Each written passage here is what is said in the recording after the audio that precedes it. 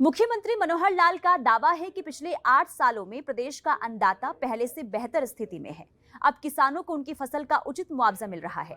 अब किसानों को इस बात का डर नहीं सता रहा है कि किन्हीं वजहों से फसल बर्बाद होने पर उनकी महीनों की मेहनत पर पानी फिर जाएगा। अब किसानों को बाजार भाव चढ़ने का इंतजार नहीं होता है। फल और सब्जियां उगाने वाले किसान भावांतर भरपाई योजना के जरिए अपनी फसल का उचित मुआवजा ले रहे हैं। ये रिपोर्ट दिखाते हैं। हरियाणा की एक बड़ी आबादी कृषि पर निर्भर है। यहाँ होने वाली फसलों की बम्पर पैदावार दूसरे राज्यों के लिए भी मददगार साबित होती है। लेकिन कई बार बाजार में होते उतार चढ़ाव, प्राकृतिक आपदा या फिर किसी फसल का उम्मीद से ज्यादा पैदावार होना भी किसान को मुसीबत में डाल देता है, जिससे किसानों का खेती से मोह भंग होने लगा है। ऐसे में किसानों को इस परेशानी से निजात दिलाने के लिए मुख्यमंत्री मनोहर लाल ने 30 अगस्त 2017 को भावांतर भरपाई योजना की शुरुआत की थी। इस योजना से जुड़ने पर जिन किसानों को अपनी फसल और सब्जियां बेचने पर नुकसान होता है, प्रदेश सरकार एक निर्धारित मूल्य की भरपाई कर घाटे से उबरने में उनकी मदद करती है। ऐसा करने के पीछे मनोहर सोच है कि इससे किसानों की आमदनी बढ़ेगी और किसान पूरी लगन के साथ खेती कर सकेंगे। इस योजना का लाभ किसान घर बैठे ऑनलाइन पोर्टल के जरिए भी ले सकते हैं। आवेदक किसानों को भुगतान की राशि उनके खाते में महज 15 दिन में मिल जाती है। योजना का लाभ लेने के लिए आवेदक किसानों को निर्धारित तारीख के अंदर आवेदन करना होता है। इस योजना का लाभ राज्य के सभी जमीन मालिक और किराए के काश्तकार ले सकते हैं। हरियाणा सरकार ने बाजरे की फसल को भी भावांतर भरपाई योजना में शामिल कर लिया है। बाजरे की फसल पर भावांतर प्रदान करने वाला हरियाणा देश का पहला राज्य है। फसल जितनी होती है ले, ज्यादा से ज्यादा ले, अच्छी फसल ले, साथ में कोई ना कोई काम और कर ले, और करेंगे तो उसमें से भी अपनी आमदन बढ़ेगी।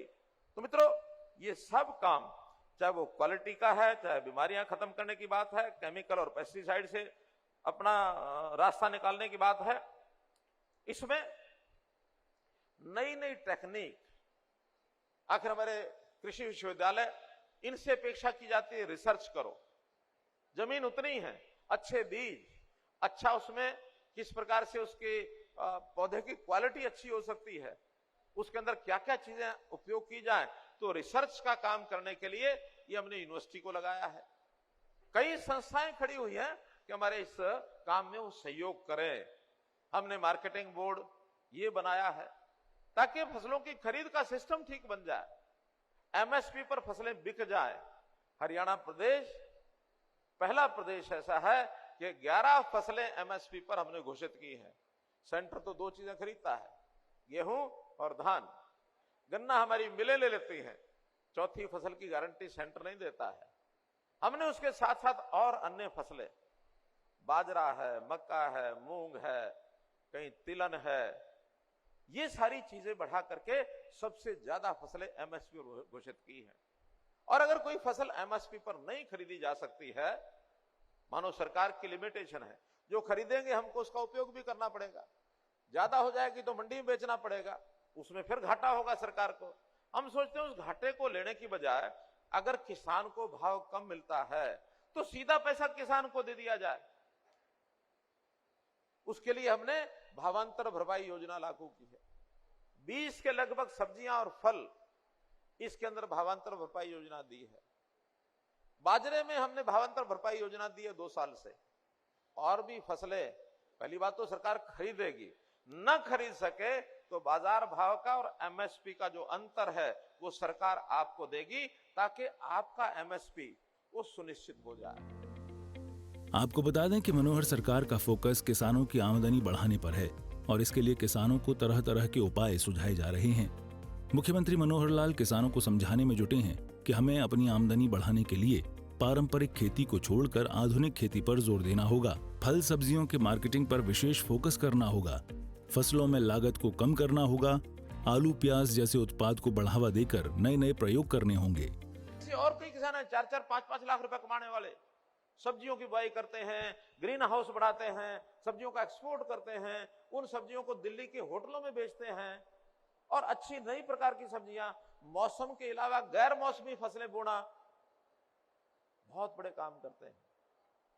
हमारे एक वो धर्मवीर गुमथला, नहीं, दामला, धर्मवीर दामला के हैं, उनके फार्म हाउस पर मैं गया हूं। उन्हें कई तरह के, उन्होंने अपने खेत के अंदर ये जो होता है, जो किसको बोलते हैं, जो लेस सी होती है, क्या, एलोवेरा, एलोवेरा की खेती, लाखों रुपया लगी लगाई खेती 2 लाख रुपए में बेच रहे हैं वो। 1 एकड़ में बोती 2 लाख रुपए एलोवेरा की खेती बाबा रामदेव उठा के ले जाते हैं, वो बनाते हैं अपनी दवाइयां। तो मेरा कहने का ये नए नए प्रयोग, हमको प्रगतिशील किसानों के माध्यम से इस काम को आगे बढ़ाना चाहिए, इसको सीखना चाहिए। प्रधानमंत्री जी ने यह कहा कि हर किसान की आय डबल करनी है। अब डबल करने के लिए कोई छू मंत्र तो है, डबल नहीं हो जाएगी, छू मंत्र नहीं है। उसके लिए नई नई बातें ये हमको तय करनी पड़ेंगी, कैसे किसान की लागत कम हो, क्योंकि आमदन बढ़ाने के 2 तरीके हैं, लागत कम करना और फसल की कीमत ज्यादा लेना। तो लागत कम करने के लिए भी हमारे कृषि विश्वविद्यालय ने बहुत से ऐसे नए नए रिसर्च की है, उसके ऊपर हमको आना चाहिए। आय बढ़ाने के लिए जैसा मैंने बताया, एमएसपी तो है ही है, भावांतर भरपाई योजना है ही है, हमने इसमें एक्सपोर्ट प्रमोशन काउंसिल बनाई है कि किसान की उपज का एक्सपोर्ट कैसे करें। आज ही मैंने कमल गुप्ता जी को कहा, हिसार का हमारा एयरपोर्ट बहुत बड़ा एयरपोर्ट बन रहा है, अंतर्राष्ट्रीय स्तर का बन रहा है। जब पैसेंजर की फ्लाइट जब चलेगी तब चलेगी, हम तुरंत कुछ फ्लाइट कार्गो की शुरू करा सकते हैं। हमारे हरियाणा की ताजा सब्जियां, ताजा फल यहां से ला दो और अरब की कंट्रीज में भेजो। अरेबियन कंट्रीज में ना सब्जी होती है ना फल होता है, हम सब्जियां भेजें, तेल मंगवाए, हमारे यहां तेल नहीं होता, उनके यहां सब्जियां नहीं होती। तो हम क्यों नहीं कार्गो की फ्लाइट शुरू कर दें और रोजाना सब्जी जहां होती है वहां से टेम्पो में, गाड़ी में भर के हिसार आए, हिसार उसकी सॉर्टिंग पैकिंग करा के और उसके बाद उसको पैक करें, उसके ऊपर स्टिकर लगाएं और उठाएं। शाम को जो है सवेरे सब्जी तोड़ी हुई शाम को अरब कंट्रीज में पहुंच जाएगी। ये आमदन बढ़ाने के हमारे तरीके हैं। मुख्यमंत्री मनोहर लाल कई बार इस बात का जिक्र कर चुके हैं कि किसानों की आमदनी बढ़ाने को लेकर जो भी उचित कदम होगा पहले भी उठाया गया है और आगे भी उठाया जाएगा। लेकिन अगर सरकारी पैसे का कोई दुरुपयोग करते पाया गया तो उसे बर्दाश्त नहीं किया जाएगा। अगर हमें बीमारी वाले अनाज से मुक्ति पानी है तो अनाज की क्वालिटी अच्छी चाहिए, क्वांटिटी भी चाहिए, मात्रा भी चाहिए, लेकिन उसकी गुणवत्ता भी चाहिए। तो उसके लिए प्राकृतिक खेती के उपयोग, उसके लिए नेचुरल खेती के उपयोग, ये सारे करने होंगे और फिर उसकी मार्केटिंग करनी होगी।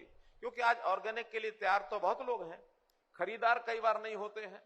उसका अनाज पैदा होने के बाद मंडी में जाने के बाद पता नहीं लगता कि ये प्राकृतिक है कि नहीं है, ये ऑर्गेनिक है कि नहीं है। सब एक जैसा मिलता है। शुरू में 2-3 साल उसकी क्वांटिटी भी कम होती है, मात्रा भी कम होती है। तो इसके लिए भी नए प्रयोग शुरू कर रहे हैं, उसमें सब्सिडी भी दे रहे हैं कि नेचुरल खेती के ऊपर सब्सिडी मिलेगी, थोड़ी मात्रा कम भी हो तो भरपाई सरकार करेगी। लेकिन उस बीमारी में से बाहर निकलना है। पानी की कमी, माइक्रो इरिगेशन, इसके प्रोजेक्ट बनाएंगे, उसके लिए सरकार खूब पैसा खर्च कर रही है। 85% सब्सिडी जो किसानों का समूह अप्लाई करता है उसको हम 85% देते हैं, 15% ही उससे लेते हैं। 15 इसलिए लेना पड़ता है कि भाई थोड़ा उसको भी लगे कि मेरा अपना है ये, नहीं तो उसकी लापरवाही के कारण से वो प्रोजेक्ट ही फेल हो जाएंगे। किसानों की बदहाली से जुड़ी कई तस्वीरें आपने भी देखी होंगी। किसान महीनों की मेहनत के बाद फल और सब्जी लेकर बड़ी उम्मीद से बाजार पहुंचते हैं, लेकिन फसलों का मुनाफा तो दूर, कई बार लागत मूल्य से भी कई गुना कम भाव मिलता है। छोटे किसानों की आर्थिक स्थिति इतनी मजबूत नहीं होती है कि वो फसलों का भाव बढ़ने का इंतजार करें। ऊपर से फसल के खराब होने का डर अलग रहता है।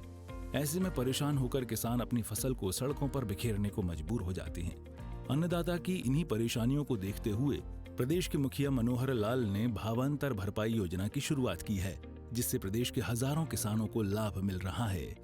ब्यूरो रिपोर्ट, सूर्या समाचार।